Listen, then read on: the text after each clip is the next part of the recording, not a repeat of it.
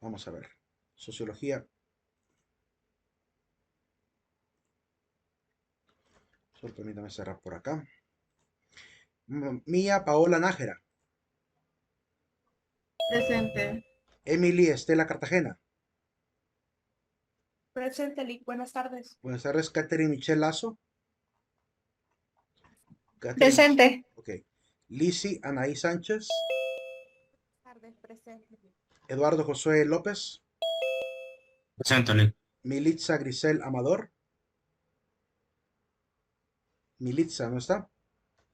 Elín Alberto Cruz. Elín, tampoco. Emma Lisette García. Presente, Lick. Annette Victoria Bonilla. Annette Victoria, ¿no está? Jennifer Melissa Sánchez. Presente, Lick. Gabriela Michelle Mejía. Presente. Oscar René Castillo. Presente, Lisa. Angeli Michelle Pineda. Presente, licenciado. Ivana Alejandra Cabrera.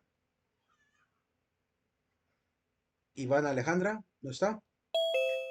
Isli Merari Laínez. Presente. Rocío de Abril Estrada. Rocío de Abril Estrada, ¿no está? Génesis Giselle Maradiaga. Génesis, Presente. ok. Eugenia María Altagracia. Presente. Giselle Alejandrina Cuerea. Presente, buenas tardes. Buenas tardes. Rita Olimpia Martínez. Rita Olimpia, ¿no está? Carlos Jair Cruz. Presente. Alison Isabel. Presente. Valeria Isabel. Valeria Isabel Vargas, ¿no está? Luis Rodolfo Moreno. Presente. Permítame un segundito. Eh, María Magdalena. Buenas tardes, presente, licenciado. Buenas tardes. Edgar Giovanni del Cid. Presente. Elian Antonio Baquedano. Presente. Ana Elizabeth Galeas. Presente. Jennifer Anaí Martínez. Presente. Lisbeth Arelí Rodríguez. Presente. Jamie Anayeli Rodríguez. Presente, Lick. Anthony Duvier Guillén. Presente. Carla Daniela Luna. Presente. Elvis Aarón Ramos. Elvis Presente, Lisa. Keren Suriel McCarthy. Presente. Ana Maritza Rodríguez. Presente. Rixi Álvarez Méndez. Rixi Álvarez, ¿no está? Kelly Godoy Chirinos. Kelly Presente. Presente. Mónica Monserrat. Buenas noches, presente. Cristian Josué. Cristian, ok. José Santiago. José Presente, okay, listo. Lizzy Nazaret. Lizzy Nazaret, ¿no está? Presente. Ah, listo. Kristen Michelle Ruiz. Presente. Jocelyn Gesell Lagos. Presente. Kenia Margery Mallorquín. Presente. Dipsayami López. Dipsayami López. ¿No está? José Ángel Ramírez. Presente. Christopher José Álvarez. Y presente. Geraldine María Cruz. Presente. Angie Pamela Suárez. Angie Pamela. ¿No está? Gladys Salaí Argueta. Presente. Scarlett Noelia López. Presente. Ana Carolina García. Presente. Emily Jocelyn Troches. presente, licenciado. Irene Liliana Martínez. Presente. Gabriela Guadalupe Velázquez. Presente. Jefferson Alejandro Arita. Presente. Listo. ¿Alguien que haya entrado recientemente o no lo haya sido mencionado? Sí, yo, licenciado. ¿Nombre? Militza Amador. Yo también, licenciado, Anet Listo. Bonilla. Ok. Anet Bonilla, Militza, ¿quién más? Nadie más. Vamos a ver aquí en el chat, Jennifer Sánchez. Jennifer, ahí va Jennifer. Ya, listo, Jennifer. Ah, no, no te puse fallo. Y Anet Bonilla está, listo. Bien, quería, antes de comenzar la parte de la clase, simplemente mostrarles también el aula virtual. Espero que ya algunos la hayan navegado y hayan visto las novedades que hay por ahí. Les he colocado todas las actividades planificadas ya hasta el tercer parcial. Ahí está el grupo de WhatsApp. Les pido de favor el día de hoy unirse a WhatsApp para estar en comunicación. Listo, Rodolfo. Abajo aparecerá el syllabus que vimos el día de ayer con... No sé si ya le puse la fecha. Yo creo que sí le puse la fecha ya. Creo que sí. Sí aparece con la fecha, ¿verdad? 21 de septiembre, 25 de septiembre. Así que ahí tendrán el syllabus actualizado. Abajo están las tareas del primer parcial, segundo parcial, tercer parcial, con su respectiva fecha de cierre y hora de cierre. Recuerden que, digamos, la primera tarea se cierra el 21 de septiembre. Significa que desde ahorita tienen aproximadamente que 9 días para entregarlo. Significa que tienen 9 días para hacer la tarea. Por lo cual se espera que la hagan pronto y la envíen pronto. No vayan a esperar el último día porque esa es una mala costumbre. Además de que cualquier cosa puede pasar. Se les va la energía, ¿verdad? ¿Cómo se llama? Se les cae la computadora, se cae el internet de la universidad, cualquier cosa puede pasar. Bueno, si se cae el internet de la universidad, quedaría un poquito justificado, diría yo, pero poquito. ¿Por qué? Porque había días anteriores para poder entregarla, ¿verdad? Aún así podría permitirles en el caso de que ese mismo día no haya habido sistema todo el día. Pero si por lo menos la mitad del día hubo para enviarlo, pues había tiempo todavía para entregarlo. Y ya está el video ahí también con las preguntas, el foro de reflexión. Por ahorita solo está la del primer parcial, ¿verdad? Esas dos primeras tareas. Es que ayer terminé las 3 secciones de historia, ¿verdad? Ayer me hice 3 secciones de un solo. Esa sí está completa. A ustedes apenas pude colocarles 2 actividades. Pero esta misma noche voy a trabajar en la de ustedes para terminarla. Así que ya pueden ingresar por ahí para las actividades. Y les comunico de que a partir de mañana sí vamos a hacer el sistema de pasar lista por medio del aula virtual. Igual como hice hoy en Historia de Honduras de las 5 de la tarde. De ahorita, perdón, sí, de las 5. El día de hoy, por ejemplo, al inicio, debajo del logo, les va a aparecer igual que a ustedes asistencia cotidiana, ¿verdad? En este caso, usted entra a asistencia cotidiana, puede leer las instrucciones desde hoy para que estén claras mañana. Se va a pasar lista al inicio y al final de cada día. Cada marca vale por media asistencia. Significa que las dos marcas de inicio y final forman la asistencia cotidiana para corroborar que estuvieron durante toda la clase. Se va a dar una contraseña al inicio y también una contraseña diferente al final. Deben poner las dos marcas, ¿verdad? Porque cada una equivale, como les digo, a la mitad de la asistencia. Al finalizar el parcial, voy a contabilizar las marcas. Deben haber 2 marcas por cada día para que sea válida. Tendrán 10 minutos al principio y 5 minutos al final para poner las asistencias. Pero si ya tienen ahí cerca el celular, está activa la sesión, pues ya eso es más rápido, ¿verdad? En menos de un minuto lo logran enviar. La contraseña la voy a decir en voz alta y la voy a colocar en la pantalla aquí en Zoom, ¿verdad? Así que es su deber estar atento porque solo va a durar 30 segundos en pantalla. ¿Verdad? Cuando ya considere que es oportuno, pues voy a quitar la contraseña porque la voy a repetir varias veces y la voy a mostrar. Entonces usted simplemente voy a colocarme aquí como estudiante. Bueno, en todo caso no voy a poder verlo, pero voy a cambiar a rol de estudiante para que vean cómo lo mirarían ustedes. Entran a asistencia cotidiana, buscan la fecha correspondiente. Aquí está martes 12 de septiembre. Ahorita no lo van a poder hacer ustedes. Miren que yo para ejemplificarlo pasé lista al inicio y no pasé lista al final mi propia asistencia. Entonces cuando ponen el presente al inicio va a decir presente y le va a mostrar 2 de 2. Pero si al final no la puse, le va a aparecer un signo de interrogación, ¿verdad? Y le va a aparecer 0 de 2. Porque cada marca no sé por qué hace esa evaluación de puntos 2 de 2. No sé por qué la hace. Quizá porque algunos catedráticos califican con 2 puntitos la asistencia. Yo no la voy a calificar. porque es una responsabilidad personal. Pero igual, en este caso, ustedes apenas entren, van a ver que aquí en la parte de status les va a aparecer enviar mi asistencia. Entran ahí, le va a pedir que le coloquen presente, que escriban la contraseña. Todas las contraseñas van a ser en minúscula, sin espacios ni al inicio ni al final. Y por eso les pido que las escriban todas en minúsculas y letra por letra. No vayan a darle tap a la sugerencia del teclado para que no les vaya a colocar espacios ocultos. Porque si quedan espacios ocultos, eso se lee como un carácter nuevo en aquí en Moodle y no lo va a aceptar como contraseña. Aunque hayan puesto correctamente la palabra, si tiene espacios ocultos, no les va a aceptar. Entonces, por eso mejor escriban letra por letra, ¿verdad? Dejando que no haya ningún espacio. Y si siguen esa instrucción, le dan presente, colocan contraseña, le dan guardar y así terminaría la asistencia cotidiana, ¿verdad? Todos de manera simultánea haríamos eso.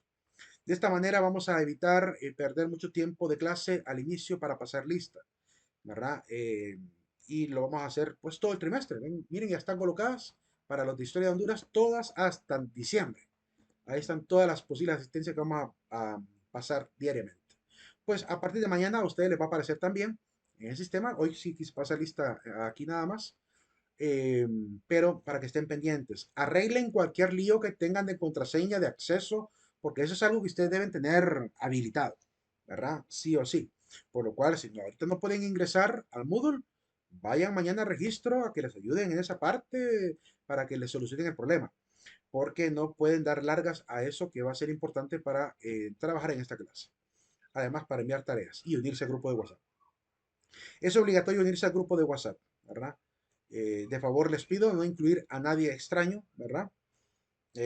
Porque si no, pues simplemente voy a hacer toda la investigación posible hasta llegar a ver quién fue el que liberó, ¿verdad? Es decir, con las autoridades competentes de la universidad. Entonces, el grupo es para compartir avisos, ¿verdad? Tal vez alguna actualización de la plataforma. Pretendo no saturarlos demasiados de mensajes, ¿verdad? Y lo mismo les pido también, ¿verdad? Que no lo vayan a sobresaturar. Cualquier consulta va a ser en privado, ¿verdad? Me escriben al privado para cualquier consulta personal. Bien, eso es lo que tenía que decir. Permítanme un segundito para poder comenzar.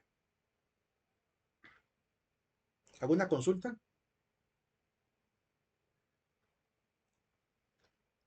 ¿Duda que tengan?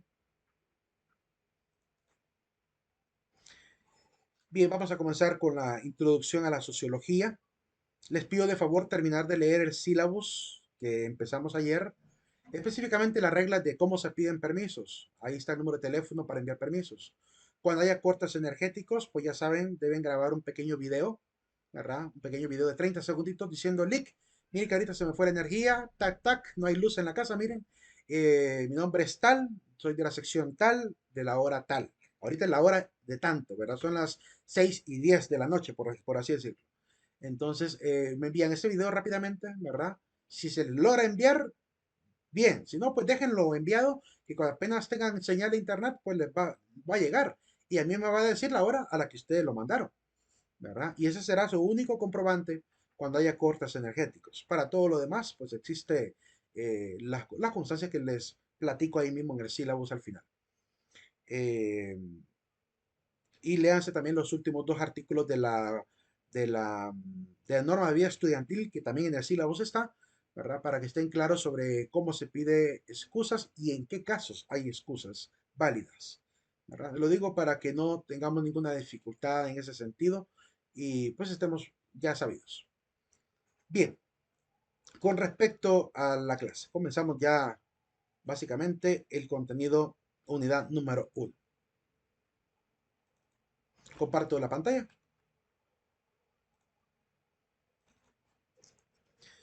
Bien, recuerden que cada día voy a facilitar este video que estoy grabando, ¿verdad? Estoy grabando la clase y también facilitaré la diapositiva. De hecho, debajo de todas las tareas van a ir apareciendo cada fecha con su grabación de clase y su diapositiva cotidiana.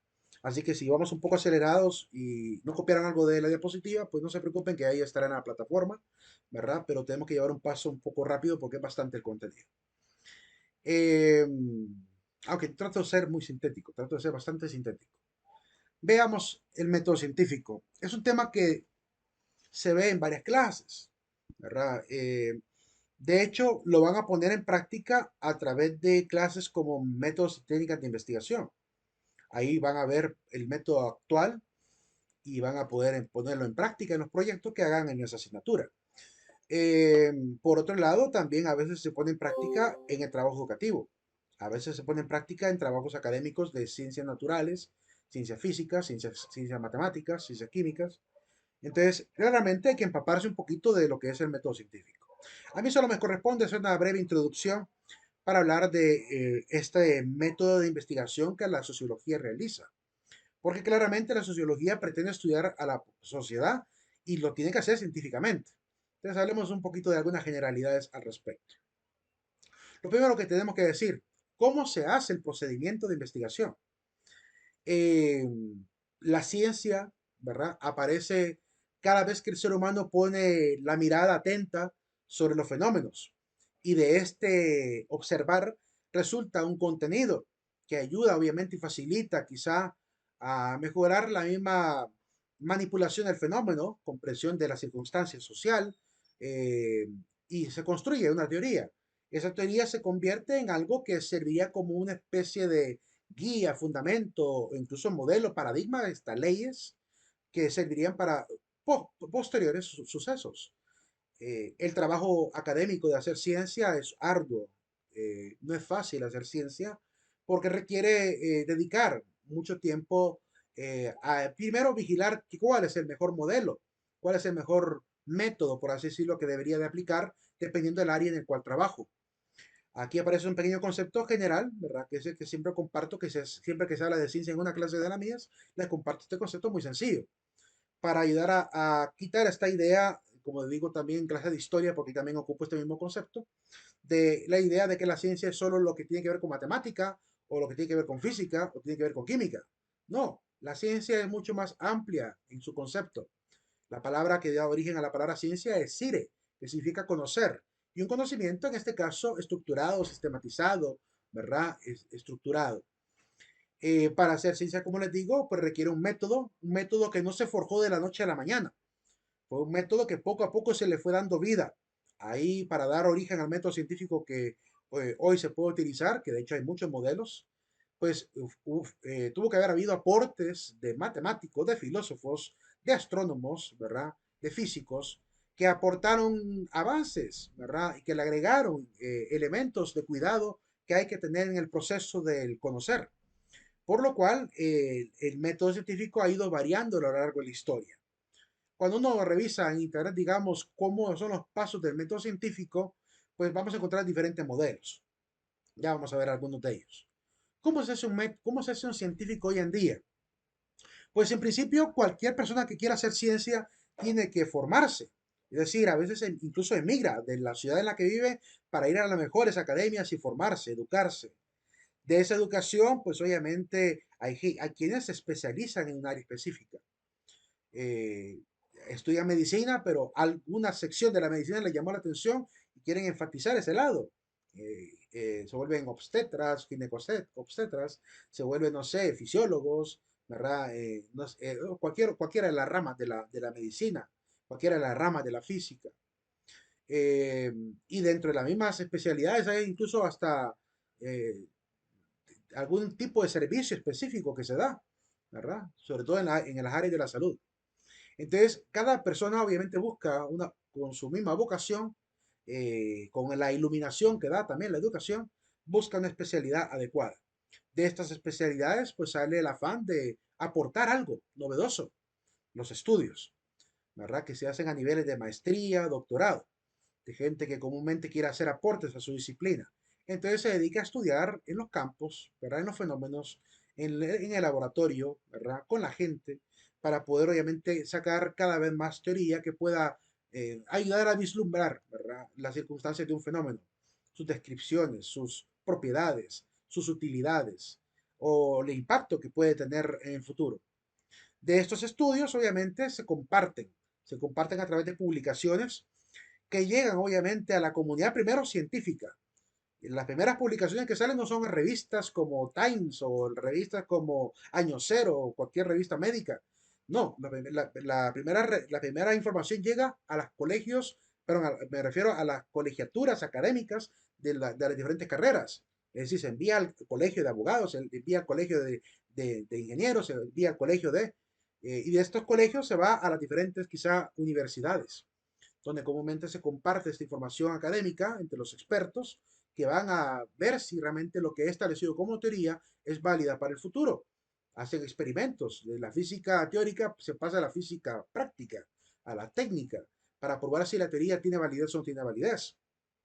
Y después de este ejercicio académico que hacen entre los que están arriba en la academia, pues ya quizá cuando ya se demuestra que tiene hasta utilidades, pues se compartirá y se difundirá a través de revistas científicas y un poquito científicas, pero todavía con un poco de informalidad, donde no va a ser necesario explicar todo lo recabado, sino casi más bien serán revistas de divulgación científica, como hace la Nat Geo, por ejemplo.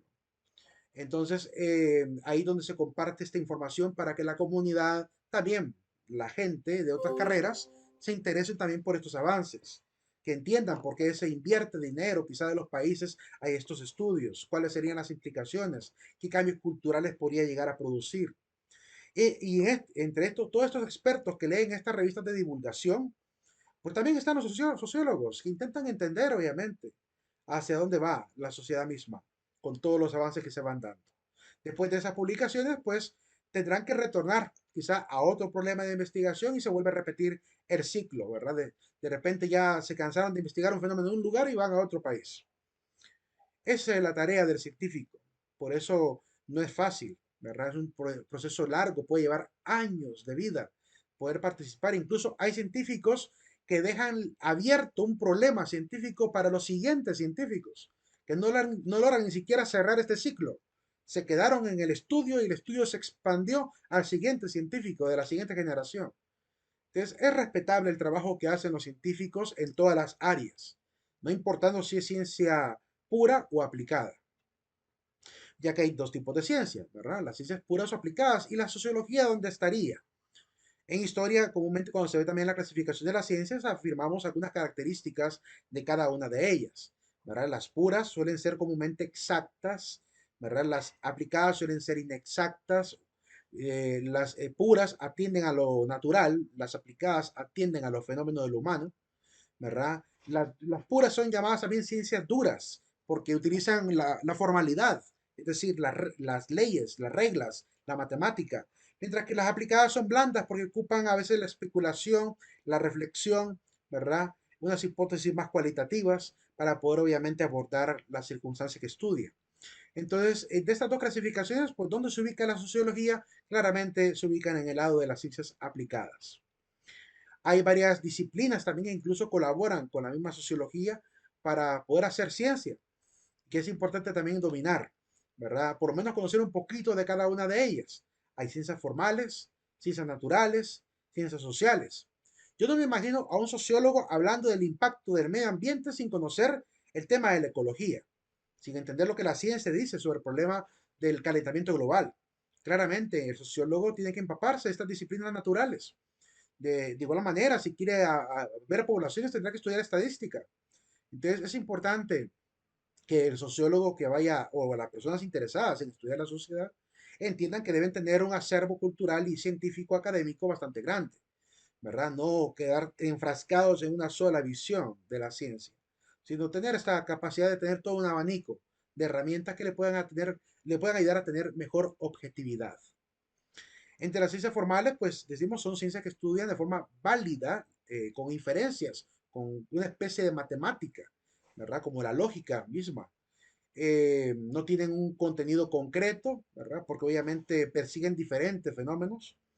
Es un contenido formal en contraposición al resto de las ciencias fácticas o empíricas. En este caso, la ciencia formal, por ejemplo, la matemática no tiene un objetivo más que enseñar cómo se comprenden los fenómenos matemáticamente. Pero no es que la matemática esté persiguiendo estudiar un fenómeno específico, sino que estudia el número, estudia el conocimiento general.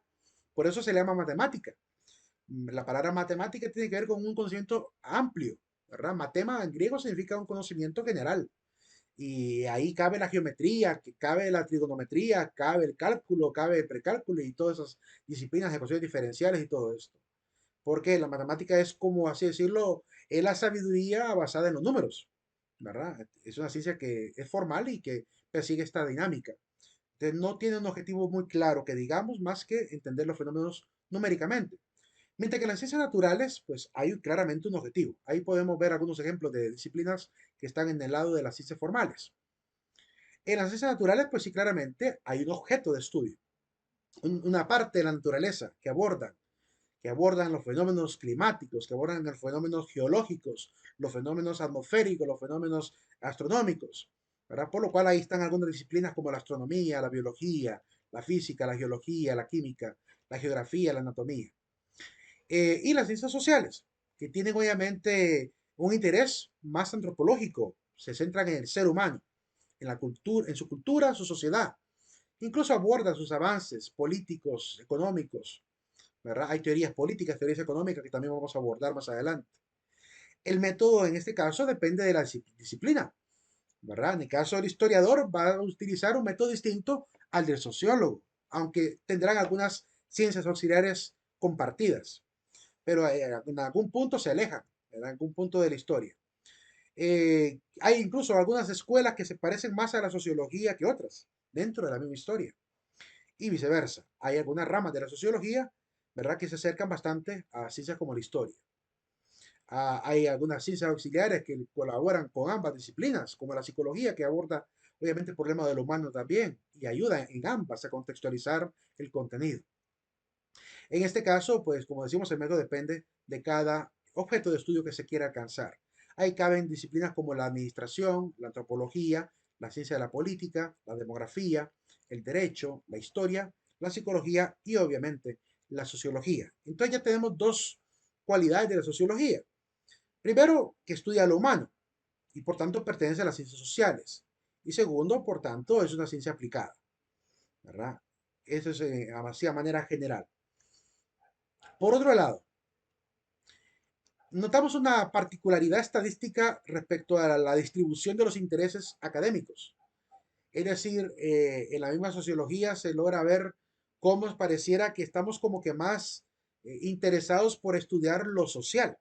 Vean que el 59% de la población mundial está con interés de quedarse en las ciencias sociales. Vean, por ejemplo, a los que les interesa las ciencias del espacio o de la Tierra. 1% de la población mundial estudia el espacio y la Tierra. 12% estudia las ciencias naturales. Solo un 1% las bellas artes. 5% literatura. 18% las aplicadas a las tecnologías como las ingenierías. Y un 4% las ciencias de la salud. Pero notamos con mucha claridad que hay una tendencia mundial a preocuparse más por lo cotidiano, ¿verdad? Las ciencias que abordan los problemas cotidianos, incluso las ciencias que no son tan numéricas. Muchas de las ciencias sociales no son tan numéricas, excepto la demografía, que esa se encarga de estudiar obviamente estadísticamente la población, la estadística misma. Pero claramente, o no sé cuál será realmente el grado de interés que hay. No creo que sea porque ahí están las áreas más pagadas, mejores pagadas, porque no es así. Las ciencias sociales no suelen ser las carreras mejor pagadas del mundo, sino que son las ciencias de la Tierra y del espacio. Esas son las mejores pagadas. Y en segundo lugar, las de la tecnología. En tercer lugar, las naturales también. Si es por el dinero, no parece ser ese el interés, el dinero. Parece más bien como una cuestión también cultural de, no sé si de alejarse de los números, de la parte formal. Quizás porque nos gusta también más el trato humano que el trato con una máquina, el trato con un lenguaje de programación, el trato con una matemática teórica como la de la física. Quizás sea esa la particularidad. ¿O es que realmente estamos preocupados por nosotros mismos? Lo cierto es que esa estadística revela que hay un gran interés por entender lo que hacemos como sociedad. La historia, la psicología, la antropología, todas las que hemos mencionado, están ahí. Hay algunas características del método científico que también tenemos que destacar. Y que la sociología también va a compartir, porque si utiliza la sociología, el método científico, para hacer una ciencia, evidentemente estas características también están dentro de la sociología. La primera característica, antes de darlas, algunas preguntas hasta ahora.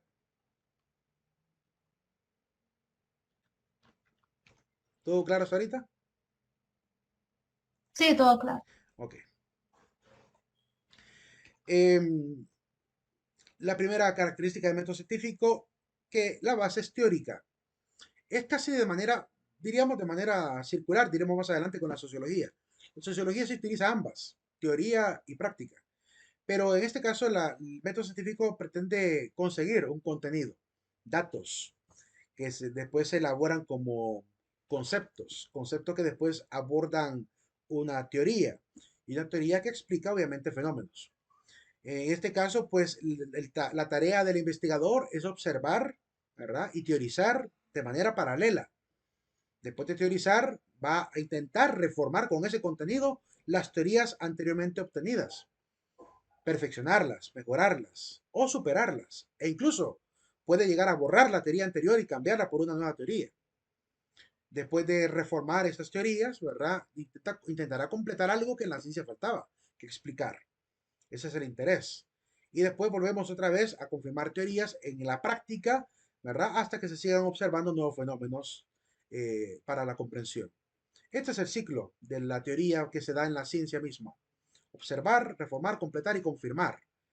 Y es una tarea que se hace. Como les decía al principio, hay científicos que se pueden quedar en el estar completando y completando la teoría mucho tiempo. Y ahí pueden quedarse incluso hasta estancados. Porque realmente hay mucho más que indagar, mucho más que sumar. Y eso se va volviendo un proceso bastante arduo y largo. Por otro lado, segunda característica del método científico, es problemático y es hipotético.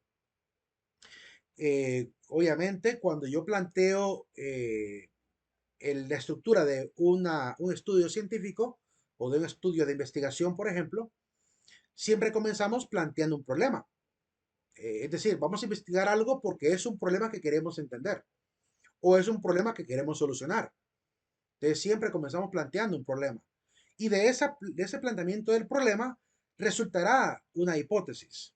Es decir, están enlazados estos dos elementos. De la pregunta problema saldrá la hipótesis general, la hipótesis de investigación. Es decir, cuando uno mira el esquema de lo que hacemos hoy como investigación científica, notamos que hay obviamente una relación entre los diferentes pasos de un mismo informe de investigación. Del planteamiento del problema pasamos a hipótesis.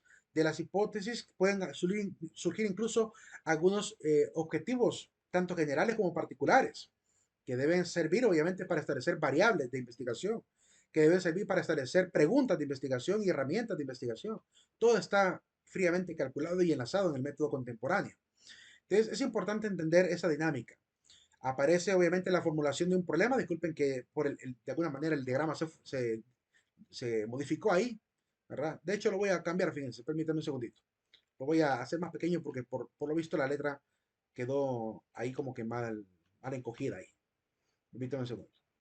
Eso es porque como cambié del sistema de Office de Microsoft, ¿verdad? Al Office de WPS, que me gusta más que Microsoft.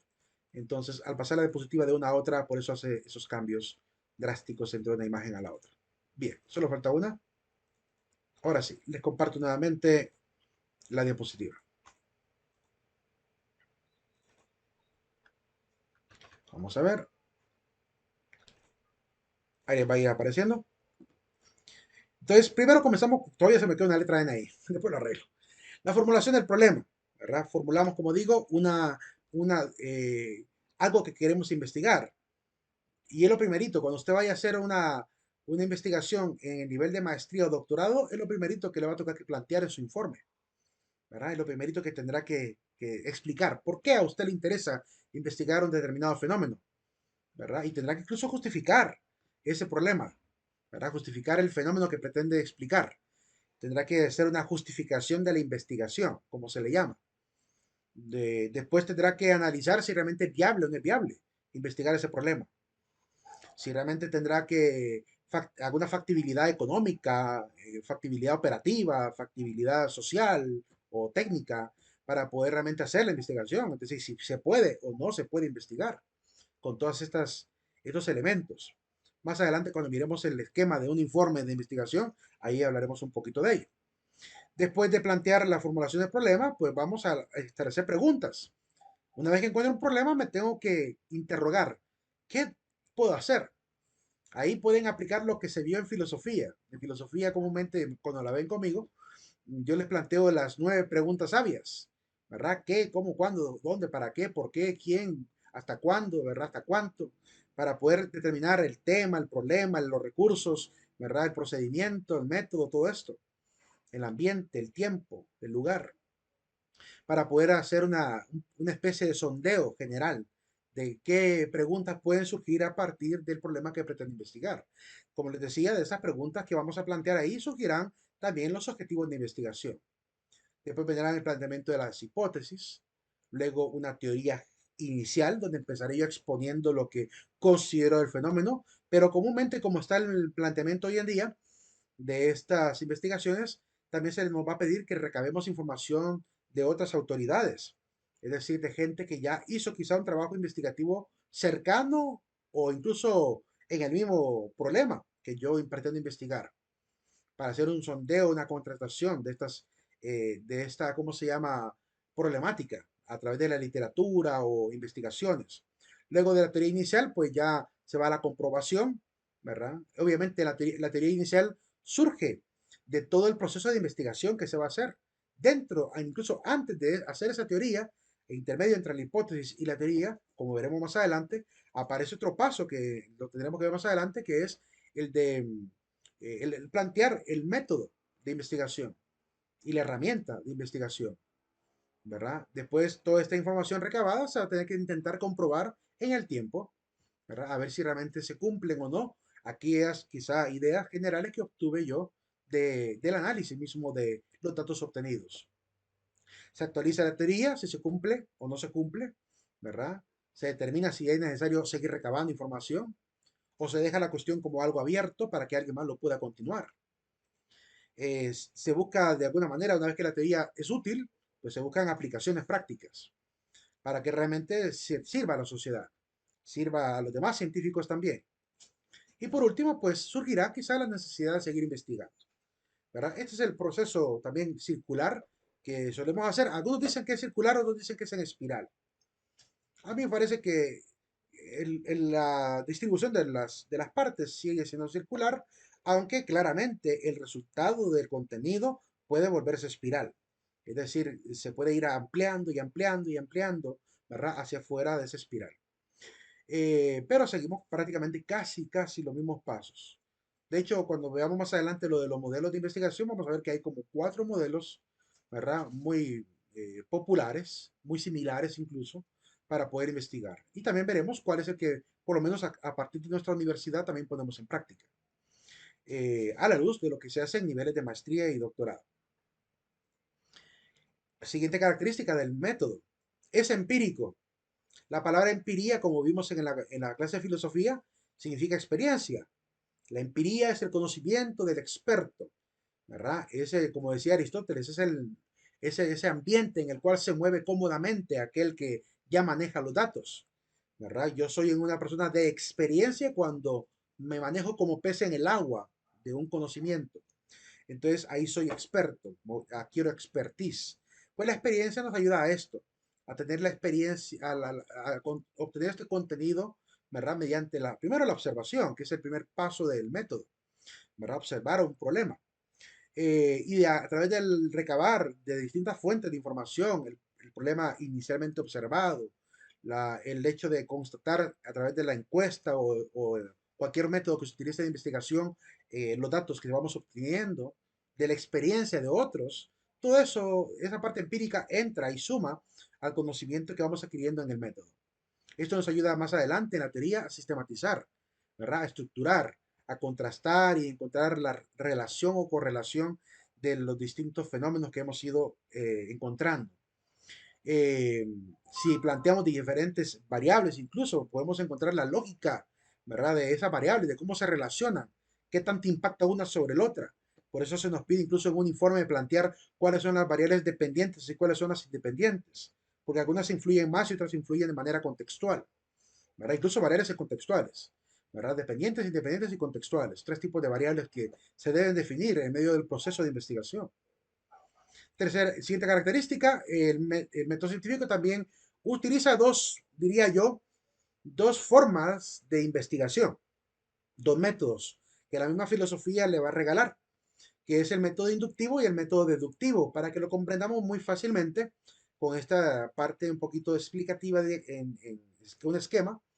La inducción, como pueden ver, va desde un pico hasta algo más amplio, porque la inducción es ir de lo particular hacia lo general, mientras que la deducción toma algo general, amplio, y tiende a lo particular, algo pequeño, algo singular dentro del fenómeno. Por así decirlo, ¿verdad? Tomo un fenómeno particular, en el caso de la inducción, y de ese fenómeno particular yo puedo extrapolar las características de una teoría general. Pero también puede ser que tenga un problema general, ¿verdad? Y que de alguna manera pueda deducir, por tanto, que los miembros que vivan dentro de ese fenómeno o que tengan que vivan prácticamente en esa circunstancia, comparten ciertas similitudes particulares. Eh, Aquí abajo les dejaría yo también una pequeña definición de cada una. Y esta de relación, ¿verdad? Observo, por ejemplo, la vida de un pobre, un ejemplo de la vida cotidiana.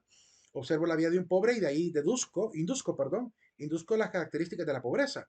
O al contrario, quiero investigar la pobreza y para poder investigarla tengo que ir a ver la condición de algunos pobres, ¿verdad? De personas particulares.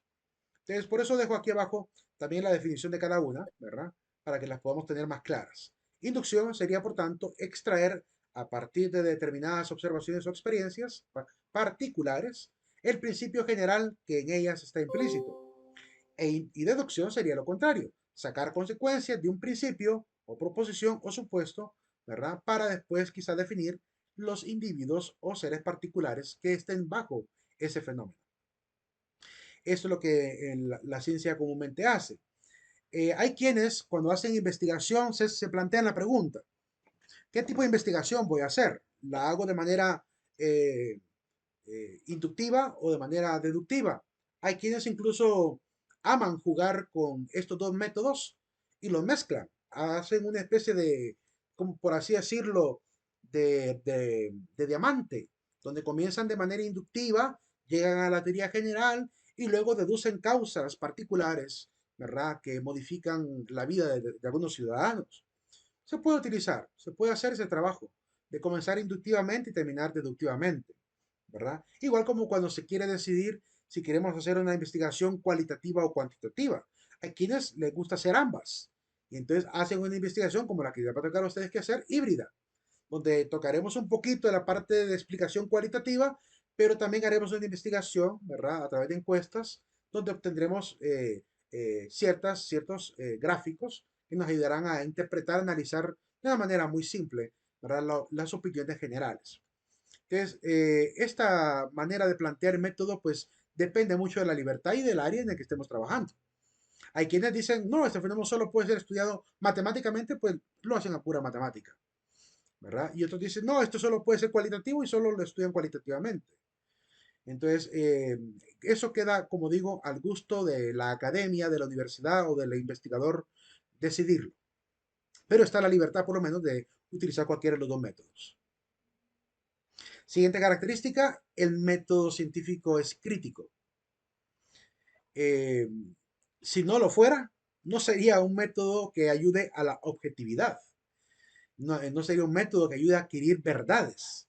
La crítica es esto, es hacer una revisión, ¿verdad? Hacer una solicitud de pruebas, de evidencias, para poder, obviamente, mediante esta examinación o juicios, determinar si el conocimiento es válido o no. Eso es lo que nos caracteriza como profesionales también, ¿verdad? La actitud crítica. Alguien profesional significa que es científico en su área. Si usted se graduó en Derecho, usted es un científico en Derecho, ¿verdad? Y créalo así, porque si no se lo cree, no va a tener el hambre de que seguir investigando. La universidad quiere que ustedes como personas profesionales no vayan a acabar o a matar ese espíritu de investigación. Este país necesita mucha investigación en las distintas áreas, medicina, psicología, en el desarrollo industrial, en el desarrollo, no sé, de proyectos civiles. Se necesita que cada uno tome el papel de científico en su área, los de sistemas, investigando nuevas formas de hacer las cosas y no estar acostumbrados a hacer todo de igual manera, ¿verdad? Y quién sabe, quizá cambiemos la historia, quizá dejemos algo útil para la humanidad, ¿verdad? Es importante no perder esa ensoñación de que a veces incluso fue una de las razones por las cuales algunos se meten a estudiar y van creciendo en diferentes niveles académicos, porque ansían ser investigadores innatos, ¿verdad? Desean tener la investigación como un hábito en la vida, pero para poder tener esa actitud, primero hay que ser críticos. Y la primera crítica que uno debe hacer para ser buen científico es, ¿qué estoy haciendo yo desde que soy estudiante con mi vida? Después voy a poner en práctica la ciencia que aprendí en mi carrera, de manera honesta, franca, ¿verdad? Con la mayor objetividad y búsqueda de la verdad posible.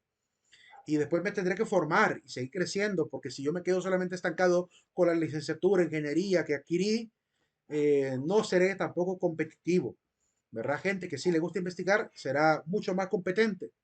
Entonces, qué importante que en ustedes no vaya a morir el deseo de investigar. Así que también es una parte de las enseñanzas morales que quiero dejar con esta asignatura, ¿verdad? Cada uno, ¿verdad? Debe tomarse en serio este papel de investigador, de lo que puede hacerse o no, para también ayudar a otros también, ¿verdad? A que realmente vean que el trabajo de nuestras áreas no es simplemente firmar documentos, como lo hace un abogado. Hay abogados que pueden seguir investigando cómo hacer mejores los procedimientos penales. Puede hacer aportes con conferencias a sus colegas, ¿verdad? He descubierto que es necesario reformar tal código porque eso está fallando, esto y esto, y usted científicamente descubre esa limitante. Entonces, qué importante es no perder esa actitud científica que el mismo método nos ayuda a tener, ¿verdad? Y cuando nos toca investigar en la universidad, hay que aplicar también la objetividad al máximo. Bien, jóvenes, nos vamos a quedar aquí. El día de mañana, como les digo, vamos a pasar lista también al final. Hoy no lo vamos a hacer, pero mañana sí lo vamos a hacer. Así que nos vemos el día de mañana. Pasen una excelente noche. Buenas noches, Lick. Buenas noches. Buenas noches, Buenas Lick. noches. Buenas noches. Buenas noches. Buenas noches.